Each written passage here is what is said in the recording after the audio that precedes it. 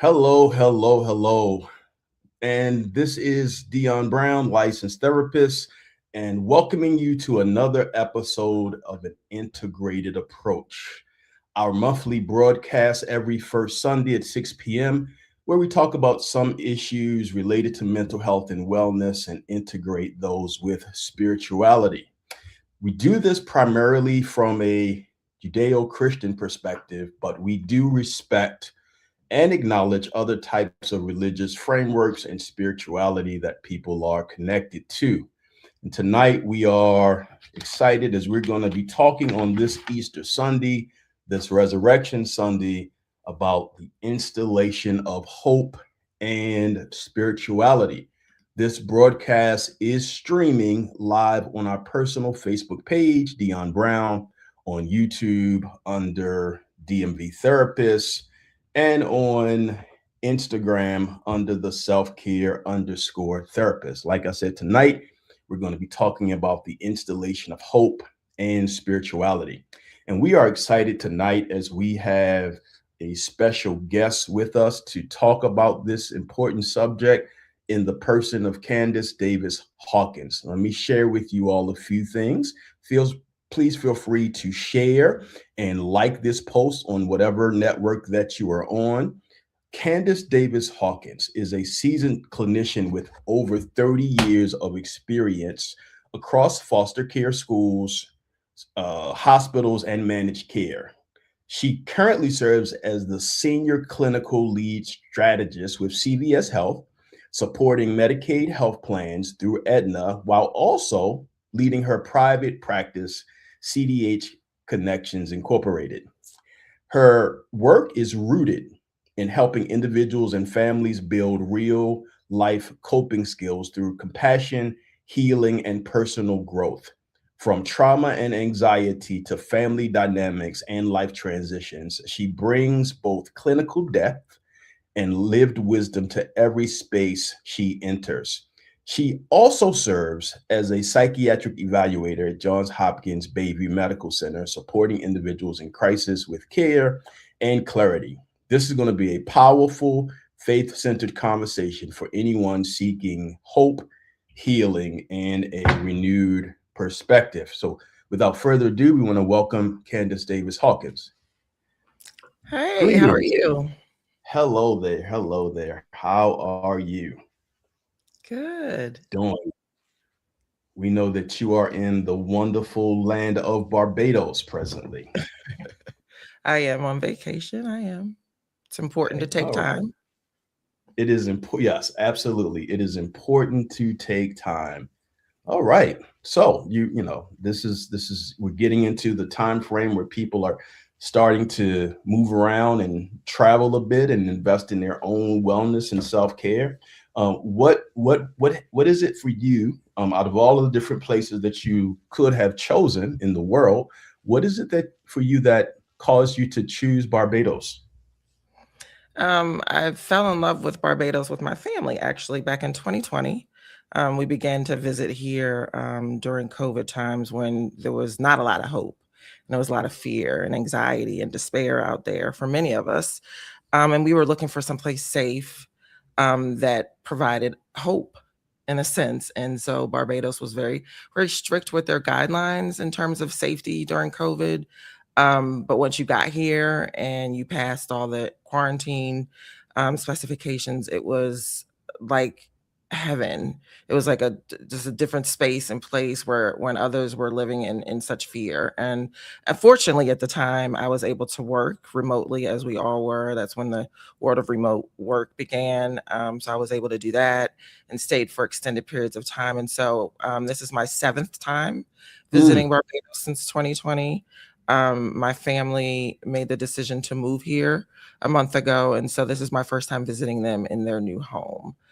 So I came for the holiday. nice, nice, nice. I think I mentioned that I only have had a chance to sample Barbados on a cruise ship, but I definitely want to get there some more. Sounds very similar to my yearly visit to Aruba. Mhm. Very nice and calm and peaceful and relaxing, right? Yes, very safe. People are very kind. So. Very safe, and I think all of those all of those factors are pretty important, very important. Mhm. All right, Mhm. so we'll be repeating this throughout the broadcast, but since we are streaming on Facebook, those of you who are watching via Facebook, you will be able to ask a question, make a comment, etc., and we'll try to get to it as we go along. Please like and share, and let us know your thoughts. All right.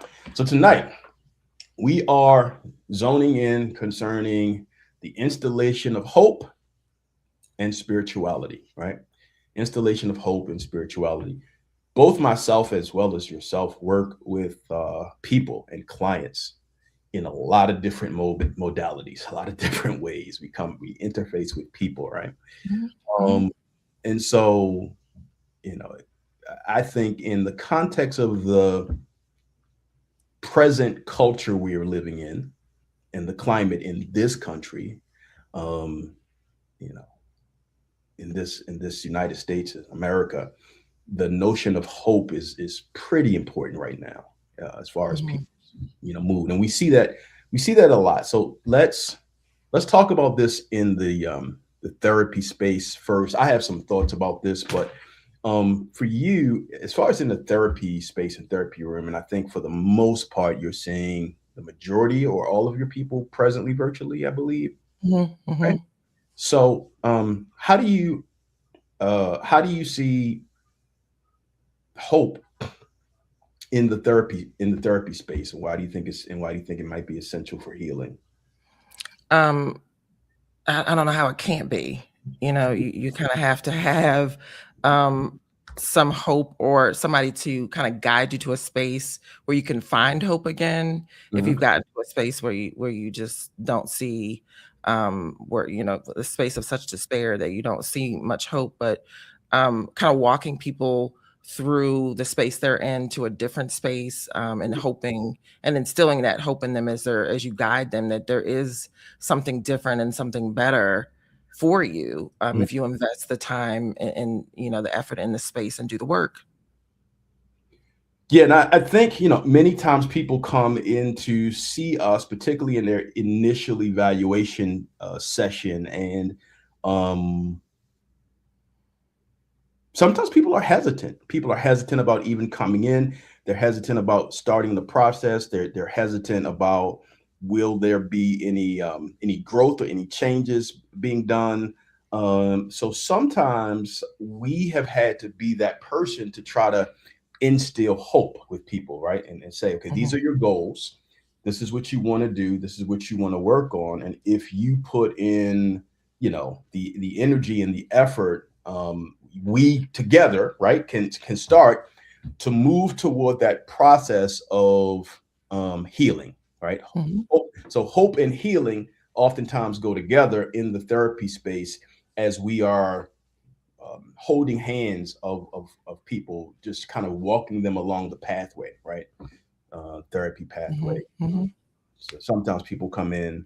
Have you ever encountered somebody that came in very discouraged or got discouraged in the middle of the process, and you had to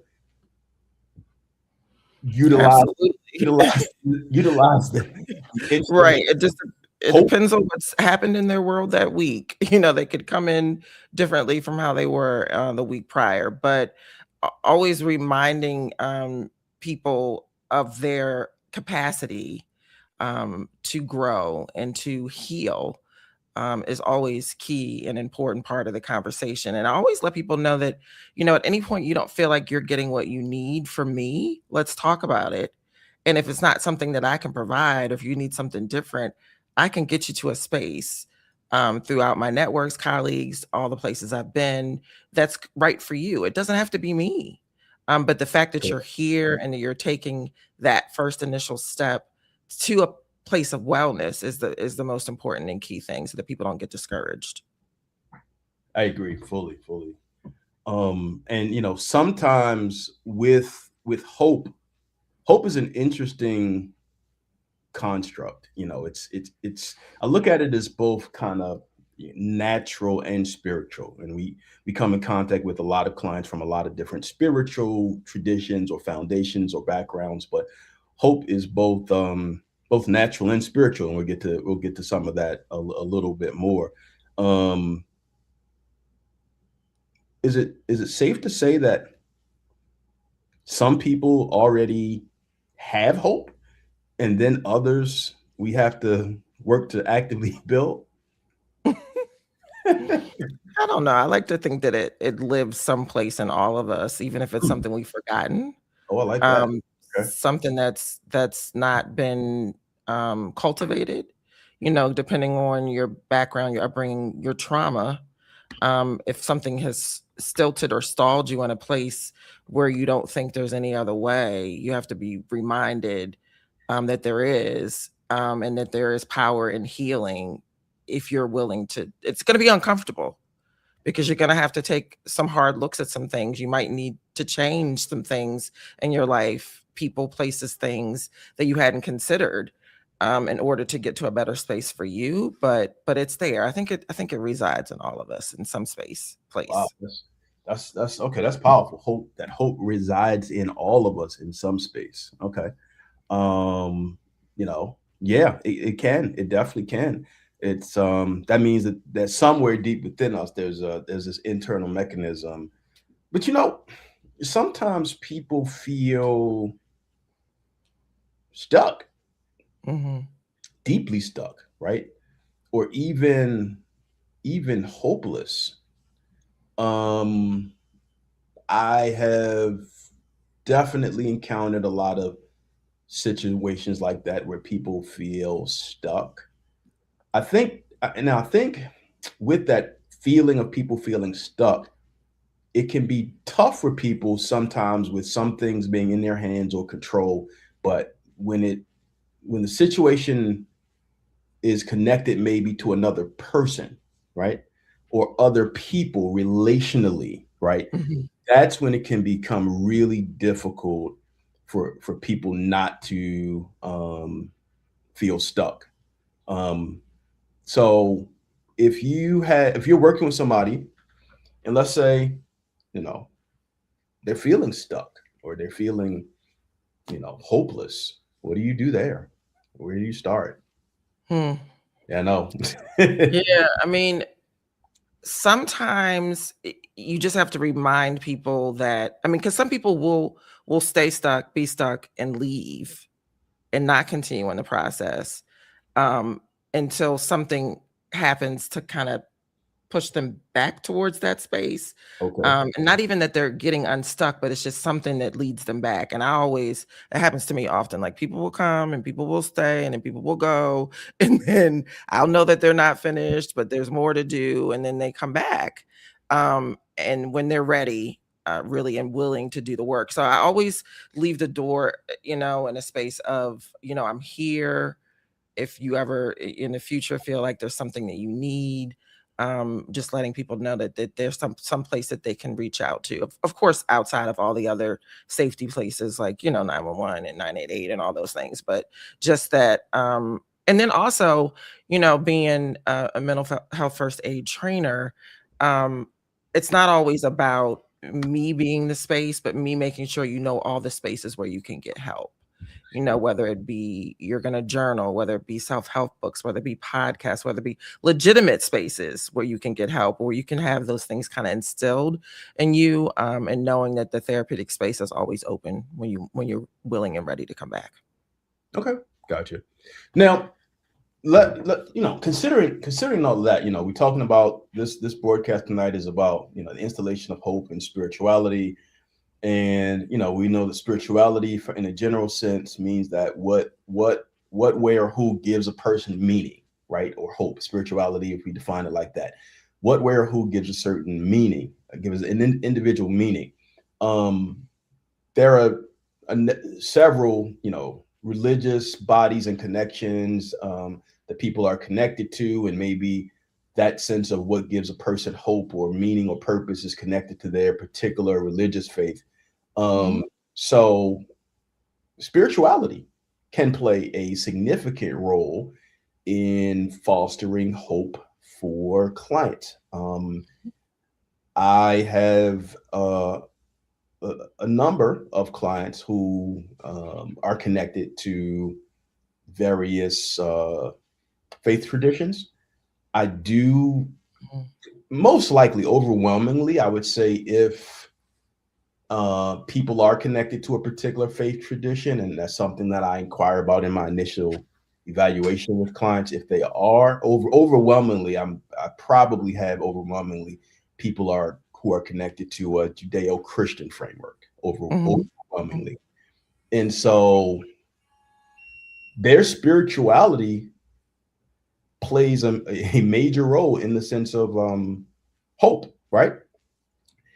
So in a so I have some thoughts about this and even an example to mention, but um for you in your work in whatever setting, how have you seen spirituality for people, the role of spirituality Mhm. fostering hope? Yeah, for some people, that's where their hope is rooted, in Mm, that spiritual place. So, acknowledging that and making sure that they understand it's accepted in this space, yeah. is important when you're working with people. I don't lead with it. I mean, it's part of, my bio that, I am a Christian and believe, but not necessarily what I lead with in the services that I provide. But if it enters the room, we definitely invite it in, and we talk about it and how it plays a part and how people manage and get through their day to day. Like, I'm on a ministry team at work called, I mean, not work, at church, mental health and faith. Oh, I said work, ministry team, and that really is what we're doing is yes. We come to church, we believe, we hear the word, but then there's this intersection of how does faith and mental health and services kind of intertwine. And we have resource tables that people come over to all the time, taking materials, wanting to learn more, read more, wanting us to teach mental health first aid at church, where we do get a lot of people that come to that class, and just understanding that those things they can coexist, they can live together. And oftentimes people think they can't. But I think it really starts with your leadership Yeah. and how they frame it. And then what I always say to people is that I am just here because this is the purpose, the work that I've been purposed to do. And this is what I've been called to do. But I'm not gonna, solve all the problems, all the, but I'm here because this is the space that I've been called to do this work. And so see me as a conduit, as a means to get to where you are, but not replacing anything at all. And they can Absolutely. And yeah, absolutely. And I think we're moving into a place where people are understanding the importance that spirituality and mental health can coexist and can connect without there being problems. Mhm. In the context of the clinician or the practitioner, it does require a level of skill to be able to do that, Mhm. well with the client's spiritual worldview in sight, right? The client is dealing with some depression, some anxiety, and some despair. Example, him or her relying on, in addition to the behavioral health approaches, techniques, counseling, perhaps taking meds, him or her being able to tap into their disciplines of prayer, meditation, scriptural reading that connects maybe to their problem or issue, other spiritual disciplines that they practice to bring structure to their lives. So all Mhm. of that is important. Now, on the other side of that is when we're talking about the installation of hope and spirituality, um, you know, there have been instances and situations where people have introduced spirituality into therapy spaces, whether individuals, groups, etc., and have imposed their own beliefs, Mhm. onto people, which is a big no-no in our ethical world, right?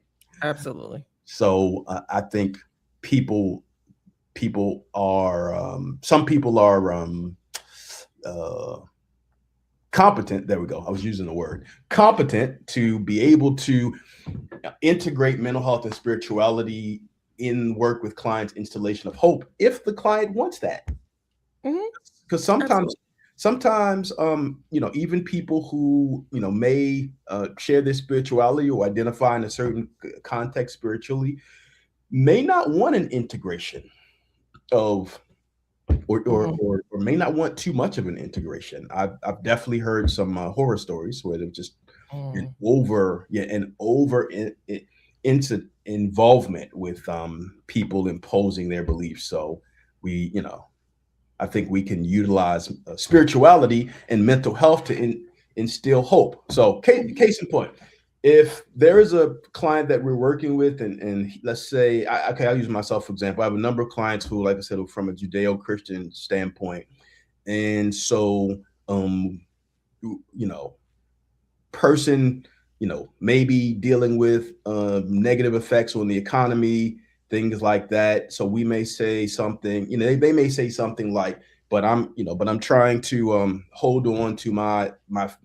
trust in God, my faith in God about that. So in the context of the therapy space, I might say, well, what within the context of your spirituality, what does your belief system say about this situation? How does it Mhm.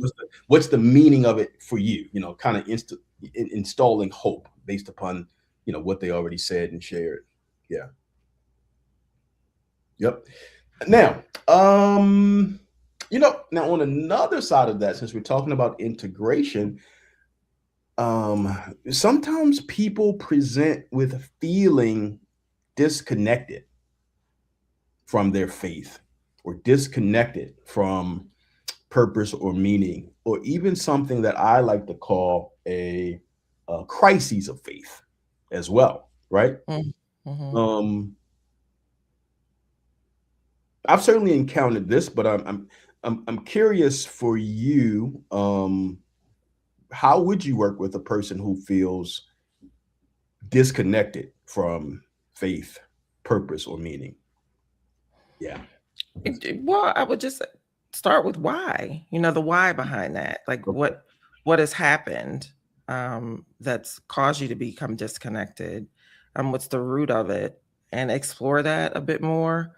Be encouraging in whatever space they're in, because it could be some church hurt. Hmm. A variety of things that could have happened to individuals that needs to be explored, and maybe um, suggest that they don't give up. If it's a place where they found, support and peace, and um, just solace in the past, why is that something that you've strayed away from or given up? And talk about, well, if it's something that you want back in your life, how can I help you get back to that space that feels comfortable for you? But really Absolutely. the why. Absolutely. I think all of that is relevant and very important indeed. Why, what happened, right? What's the historical context Mhm. um, behind that? And there can be a lot of different reasons why people feel disconnected. But you know what? We talk about hope, installation of hope and spirituality, discouragement. People can feel discouraged based upon a lot of factors that happen in life. And because of their discouragement with maybe factors going on in their lives, this can be related or connected to a loss of hope Mhm. or Mhm. disconnection of faith, like, God, why are you allowing me to go through this? Right? Why Mhm. are you allowing me to deal with this? And sometimes people are resistant towards hope. And Mhm. and that's where in our world, for us, maybe people in their faith tradition might not know how to do this, but for us in our world, when people are discouraged and we sense that they are resistant to hope, or maybe resistant to hope right now. ooh, right? that's when Mhm, that's when we who have competent training, we know to just sit with them mhm, and mhm, be with them in that, sometimes it's uncomfortable, but be with them in that discouraged space, because we mhm. know they're not going to receive hope right now. No, no. But looking for that window of when you can Mhm. kinda turn the corner, when you can, turn that discouragement into encouragement Mm, and be on the upside of hope returning again, because I don't think it's ever lost. correct, correct, definitely not ever lost, but just maybe um, blocked for Mhm, time, mhm, mhm, maybe or maybe hindered. One of those. So definitely never lost. Hope is never lost, but sometimes people don't feel hopeful. They feel very mhm, discouraged and down, and even disconnected from their faith tradition, just not feeling it. And um, people connected to their, let's say if it's a church, right? People connected to their church or their synagogue or their mosque might not understand where John or Sally is right now, right? You know, but like you said, that the hope may still be inside them. They just can't mhm, access it right now mhm, or receive externally from anybody else. mhm, mhm. Now, since we're talking about spiritual beliefs, now this one is a doozy, and I've Oh, this goodness. where this one is something, because we can this can be unpacked a bit when we're talking about the installation of hope and spirituality. Um, wow, and I definitely have some history with this. Helping people navigate their spiritual beliefs when their spiritual beliefs contribute to guilt and shame. Mm, Yeah, that's why I said this one is definitely a doozy. Um, yeah. hmm, Now, while we are processing this, I think within most spiritual frameworks or traditions, there are thought processes and or actions or behaviors that are taught as wrong, sinful, not in line with their value system. So, with that being said, I think when people are connected to their faith tradition and you know, they think something, they act out a certain way, they engage in some certain behavior, etc., that's not in line with their values of their faith tradition, there's probably a normalized level of guilt and shame, right? mhm, mhm, mhm. Experience. Um, but then, Agreed. right, yeah, because I think we I think we all have been Mhm. but the truth be told, right? If the truth be Right, told, I think we all can identify with that one. Woo. So right. then I'm gonna leave that alone today. But then, but then um, that can also probably be excessive, where a person starts negatively ruminating very strongly, right, Right. on what they did, what they should have done, what they should have done different, etc. So have you ever encountered that in the therapy space, in trying to help an Mm, individual navigate maybe the normalcy of what happened? And it's okay to feel this way, but you know don't negatively excessively put yourself down, excessive guilt, excessive shame, things like that. right. I mean, questioning whether or not it's self-imposed and whether or not it's appropriately in that space imposed, and helping people understand that while you might feel shameful or guilty about something in this moment, that there's always an alternative to something different. And Mhm. how do we get to the space where you feel differently, and you're not feeling like you're shame, and it also might be about who is in your space, and is that being pushed at you, like is somebody shaming you or making you feel guilty for something in some way, because that's not the God I serve. Mm, So if that's coming mm. from a space, then maybe you're not in the right space to receive what, the blessing is for you that can get you out of that space. So just questions. Always got questions. Absolutely. Absolutely. Absolutely. I've definitely had situations working with people who there was a hyper self-imposed attack on themselves, um, partly based upon, I don't know if it was coming from their community connection or their primary leader. It sounded like they were doing this to themselves. Hmm. And when they exposed this, they were doing, they were checking off within the context of their religious framework. I don't want to say this like a sort of legalistic check mark of things, but if I had to, I would say they were checking the boxes on so much stuff that they were doing well. But this one particular thing, which listening to it, and I didn't minimize it for them, but I didn't think it was a big deal based Hmm. upon their circumstances and everything I knew. And so trying to normalize it for them, instill hope, like you're doing much better than you think, Hmm. considering,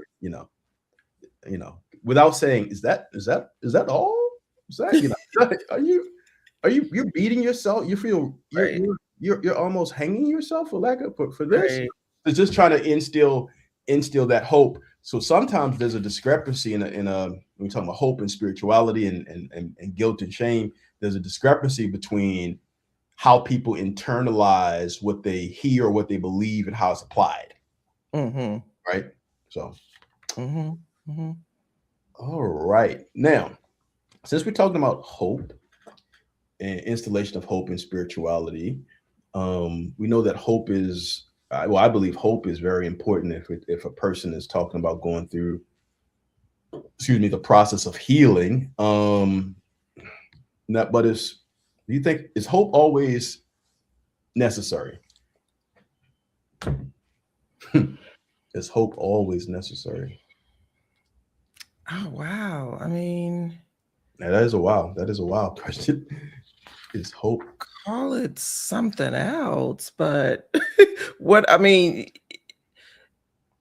you want something better? I mean, isn't that hope? You want something, more fulfilling? Isn't that a hope for something? Um, so I don't really know if that's, I mean, you tell me. I don't know how do we get through life without some hope that something is going to change, even if we're in the lowest of lowest points? You have to hope that something's going to change. Yes, you're doing things, you're taking steps, you're making moves to do something to change your trajectory or where life is taking you, but that's all based in this space of hope. you Mm. know I don't know how you cannot hope there's something better on the other side. you know um Oof. I don't know, like, I think about, like, even when I talk to people in the grief space, to Hmm. to exist in that space and not hope that I'm gonna see those people again, Mm. like, how can you I don't know. I don't know. You tell me, is it possible? Yeah, I like what you said. How do we get through life without hope or something? Mhm. I don't think I don't think we can get through life. I think you can get through. Okay, all right. I think you can get through life, but I don't think you can get through life well without Right, hope. that's what I was gonna say. You can get through life, but You can get through can you life, get through life well? but you're Can not you get gonna get through through life? life well throughout without hope. Yeah, can you get through life with joy? Can you get through life Mhm. with satisfaction? Like, if you don't have some hope that, because I don't think that we're ever a finished product. Like, we're all a work, and we're all going through something, through things, getting to a better space, evolving. And if we don't have some vision um of something different, which to me is hope, then where are you going? How are you going to get there if you can't see it? There's there's a popular Judeo-Christian scripture, and I'm at a brain fog for remembering where it's located. But one of my favorite, and it says, "My hope is built on nothing less than Jesus' blood and righteousness. I dare not trust the sweetest frame, but wholly Mhm. lean on Jesus' name. On Christ, the solid rock, I stand. All other ground is sinking sand." Right. So Mhm. that's a powerful Judeo-Christian text about hope and what Mhm. a person's hope is built on. So yeah, I think we can get through life, but we cannot get through life well without hope. And you know why? Because there's enough stuff in life that tries to destroy our hope. There's enough stuff going on right now in this country, Absolutely. right at this moment, to Mhm. bring about discouragement, frustration, delusionment, anxiety, and hopelessness. Right. A lot. Right. But if you don't believe and hope that this is not gonna be always, Mm. like, it's not gonna stay this way. It can't stay this Oh, it way. absolutely can't. It can't. I mean, if you look at from a historical perspective, you've seen the places that we've come from. Mhm. It cannot. Recently I went on a trip to South Africa, Nice. and I was so blown away by the love and respect. Like, these are folks that lived in times in my lifetime that my parents lived in, that, with apartheid ending in 1991, and, you think about all, like, when I think the amount of respect and love and reverence they have for, like, Nelson Mandela and just what he did for people, like, you talk about hope. Like, how can you, and this man was in jail for 27 years, Mm. and he did not stop hoping and believing that there was gonna be something better for his people. So we've come from much worse, and we've gotten to much better spaces, and I don't think any of that is possible without hope. So, Wow, thank you for that. That was such a powerful story. That is a continent, unfortunately, I have not been you gotta on get there. You gotta yet get in my traveling days. That is a continent. That is a continent. I'm trying to think where else. Uh, very Antarctica. Oh, I have no desire I to go there. I would go there. I would go there just to say I went to all 7 continents. That's Yeah, the maybe only reason for a day or 2. for a day. 1 or 2. Just to say, just for bragging rights to say, I went to all, but outside of that, there'd be no reason. I think Right. I've been on the other continents already, or part of the other continents, or, because I think Du Du Dubai is in the Middle East, but also partly Asia, right? I think so. I have to look Yeah. at a map. I think so. Yeah. Next year I will be able to say I've fully been on the continent of Asia, because I'll be going to Singapore next year. Oh, nice. That's on my Oh, list too. yeah, Nice. absolutely, absolutely. So, okay, well, wow. So you're look at that. You had a insight into hope and the installation of hope by going to a whole nother continent to view what you saw and take that Mhm. in and Mhm. understand. And even to that point, with the installation of hope and spirituality, yes, all over the world, there are people who have been, victims of slavery and other things, negative, Mhm. and genocides and etc. And it was their installation of hope and their spirituality, right, that probably Mhm. kind of helped them navigate some things. Absolutely. Wow. Absolutely.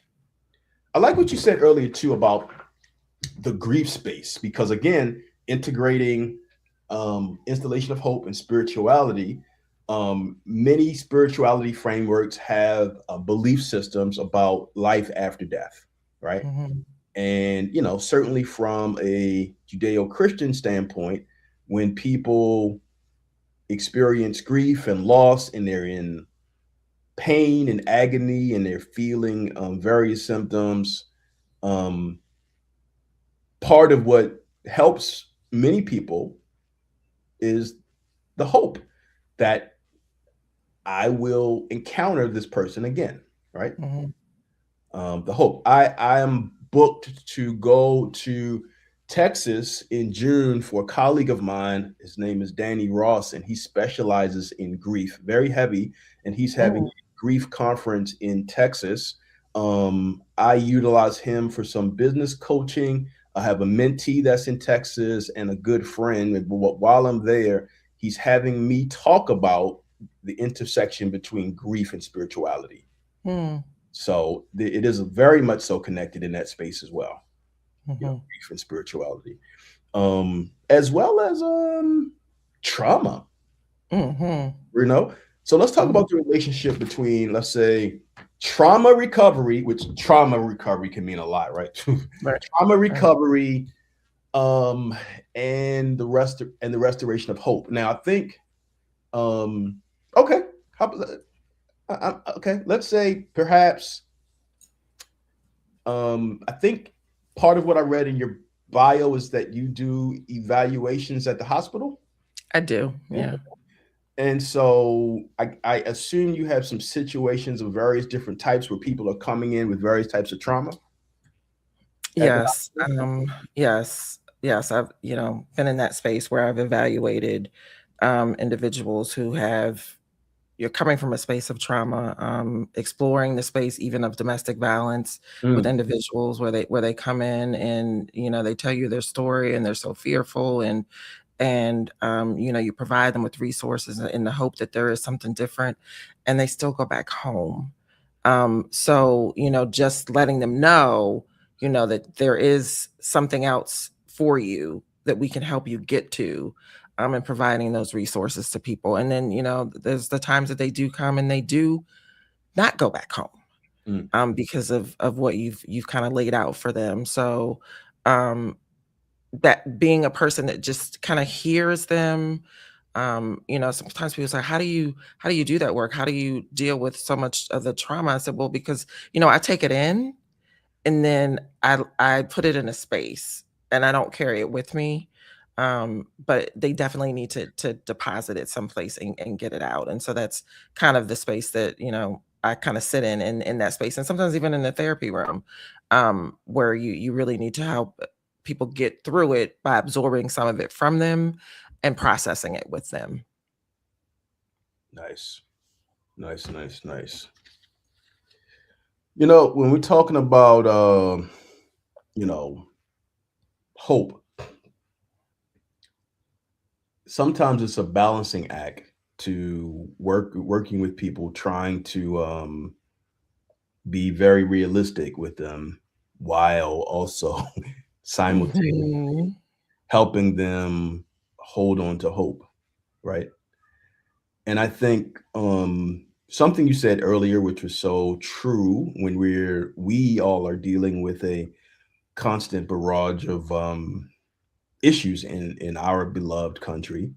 Um, and so there is a balancing act between being very realistic about what right about what is happening, about Mhm. what is occurring right before our eyes, and the impact, because there is impact, right? Mhm.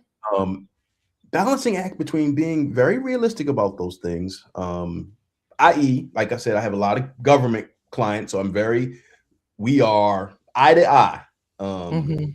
whether it's a, a female client or a male client, um, and obviously, particularly the um, danger concerns and the hazards for Black men in our country. Being a Black male therapist, there's a direct talk to them, right, Mhm. about that. Being very realistic, but also installing hope. Um, so how do you juggle that? Well, I look at what I kind of break things down into pieces, Mhm. to kind of give people more of a realistic, because people come in and they want to, all the things in the world they want to change all at once, but we can't do everything all at once.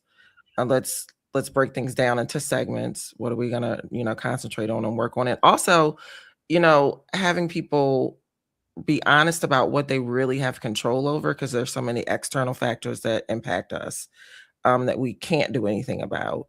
I mean, people need their jobs. They can't just get up and say, I'm leaving. But what can you put in place to to get to a different space? Like, is it that you look for a different job? And that might take months, that might take years. And how do I support you in that space?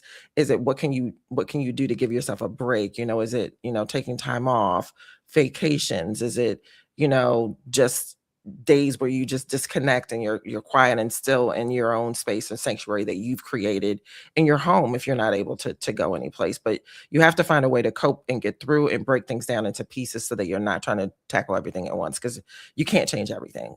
We can't. That's the honesty, the honest part of life. We can't change everything. Okay. So what do Yeah. we have control over? What can we impact and change? And what is most important to people is key. Yep. Absolutely. I like that. Just having people take a realistic view and picture of what's in their wheelhouse, of what they can change, what they have the power over and control over, and what they Mhm. don't. Case in point, needs their job. They can control going to their job every day, showing up, doing their best. Mhm. They can't control if they get a random email saying that the organization is going through a downsizing and they might be on that list, and they'll know within a week and a half. They can't control that. Mhm.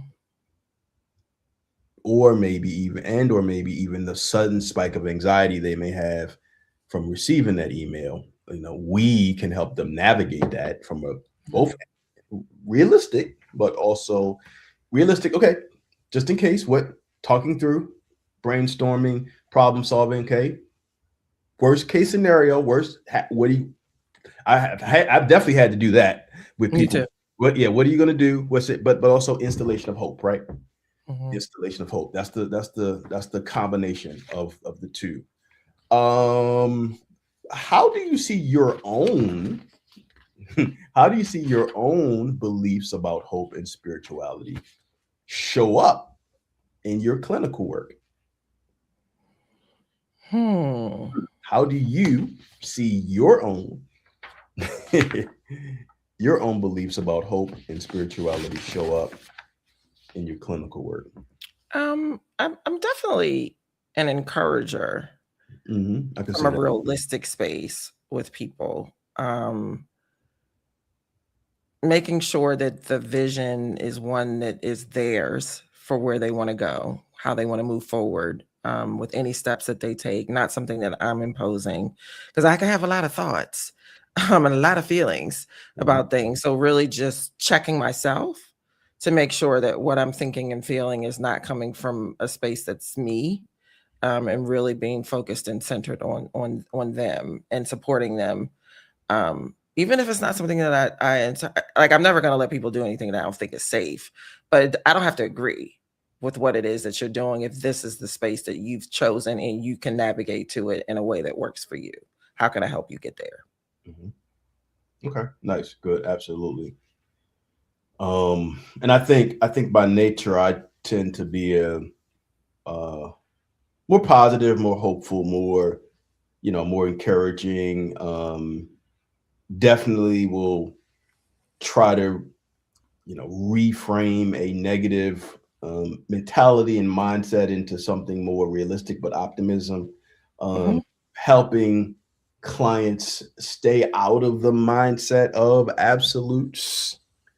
Um, yeah, across a lot of different areas. Mhm, mhm.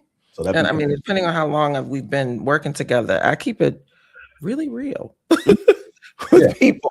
yeah, I absolutely. keep it real anyway, but just in terms of kind of the way in which I might frame something or speak, especially if there's some historical perspective that we've kind of been in spaces before, and we've moved away from that space. Let's look at how we're going to do things differently, even given the similar circumstances. So, Absolutely. That makes sense to me. That makes a whole lot of sense.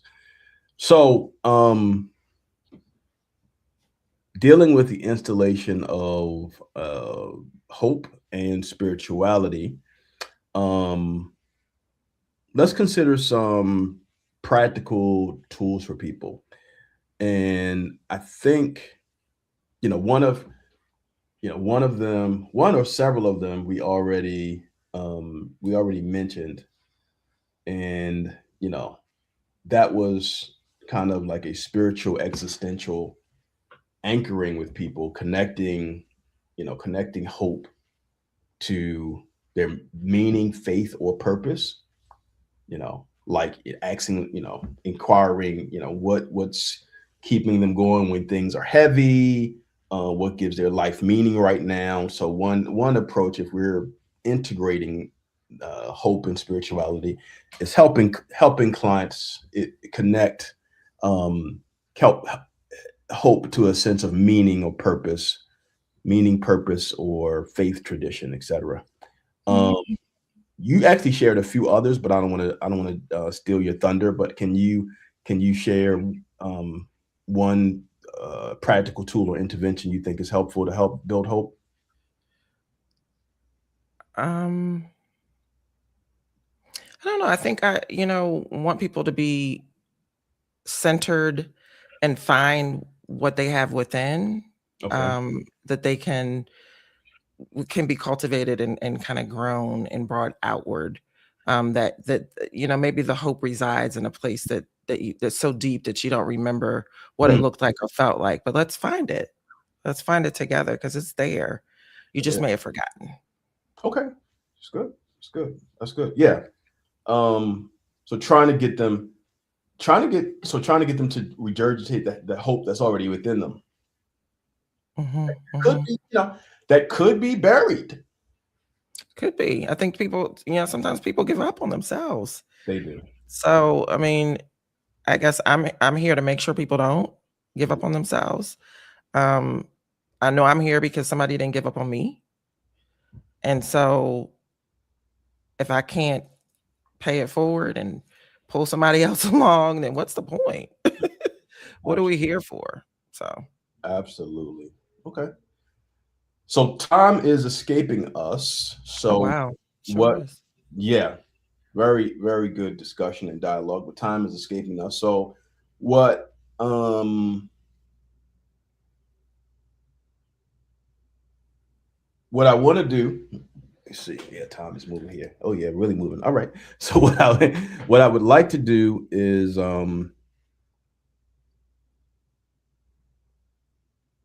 have you share one message about any message, takeaway message rather, about hope and spirituality. What would that be? What would that look like? What would you share with the listening audience who are listening presently or who will be listening? Um, yeah, let's do that first, and then we'll do something else to close out. But what is one message about hope and spirituality you would want to share? Hmm. Um, well, first and foremost, I mean, if you believe, I don't, meditation, prayer, whatever space you need to get to find a space of calm, and peace that you invite into your space. I think it's important because if you can't find some place where you can be grounded and then move from there in terms of, growing and building upon that space, you might be lost. Mm, So, my role is to help you find that space, and not feel lost.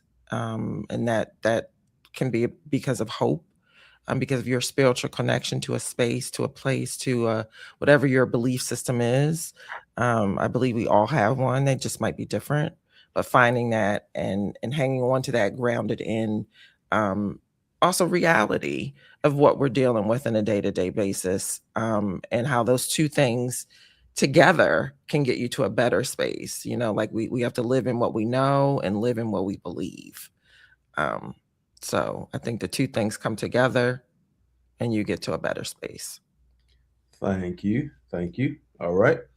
And secondly, as we close out, can you share with our listening audience um, how to connect with you or contact you, as well as anything you have coming up, working on, etc.? Yes. There are a few trainings coming up that my church is doing, and it's open to the community.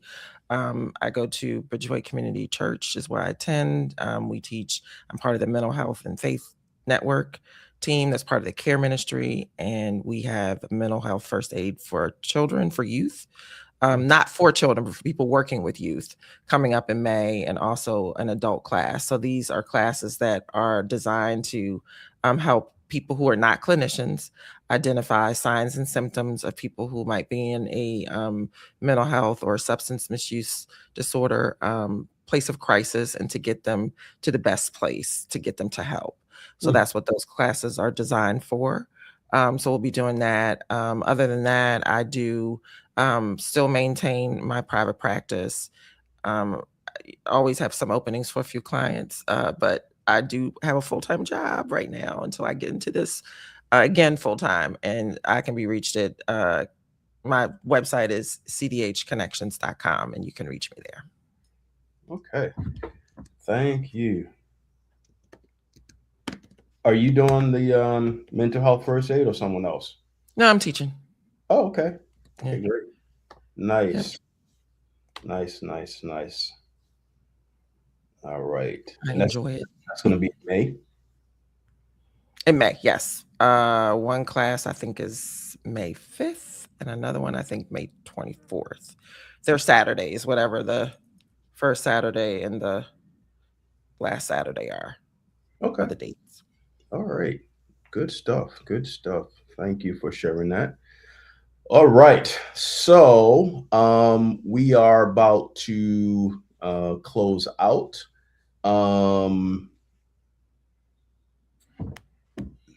For those of you that will be logging on to Facebook, YouTube, or Instagram later, just a reminder, my products are already out. You can get my book, Non-Negotiable Self-Care. You can get that directly off from Amazon. Just look under my name or put under Non-Negotiable Self-Care.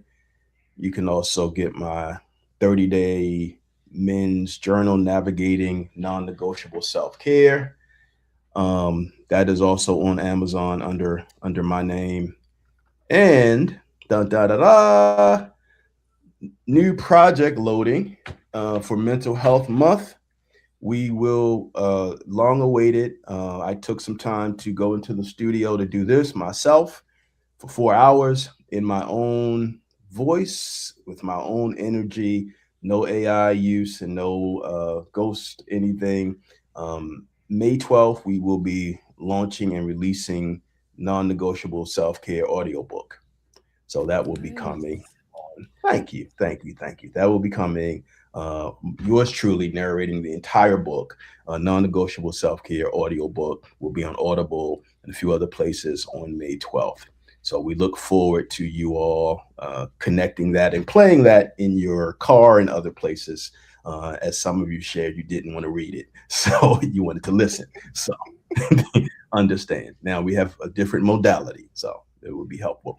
Tune in every first Sunday at 6 p.m. for episodes of An Integrated Approach, where we integrate mental health and spirituality. Please like and share and comment here, YouTube, as well as Instagram. And we will see you all next month. Ms. Hawkins, we're going to ask you to stay around for a moment, but we thank you for joining us once again from the lovely island of Barbados. All right, let's get things squared away, and everyone